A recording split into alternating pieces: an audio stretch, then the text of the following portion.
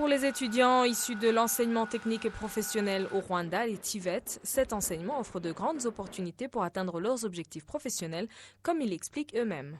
Nous n'étudions pas pour être plus tard des demandeurs d'emploi, mais comme des techniciens, comme des ingénieurs, nous pouvons être entrepreneurs grâce aux connaissances que nous tirons d'ici. Selon le rapport du ministère de l'Éducation, 60,7% des diplômés au niveau universitaire des TVET sont employés après leurs études et 48,7% pour ceux qui terminent les TVET au niveau secondaire. Le docteur Isaac Munyakazi, secrétaire d'État, explique cette forme d'enseignement et son rôle dans la transformation du pays. Nous devons accroître les efforts dans la mise en adéquation des programmes scolaires et des besoins du marché du travail pour qu'à la fin de leurs études, on n'ait pas l'impression que ces élèves voient une machine pour la première fois.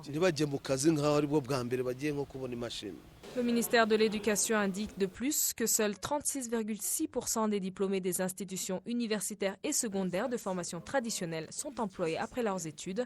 Le docteur Emmanuel Mouvouni, directeur exécutif du Haut Conseil pour l'éducation, le HEC, explique les mesures prises pour accroître ces chiffres.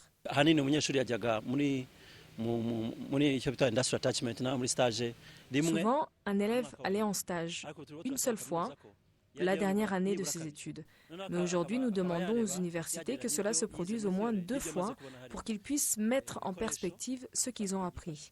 De plus, pour le cursus, il faut privilégier les outils pratiques pour faciliter l'adéquation avec le marché du travail. Selon le ministère de l'Éducation, ce sont 78,2% des employeurs des étudiants issus des TVET qui sont satisfaits de leur travail, contre 74,6% issus des filières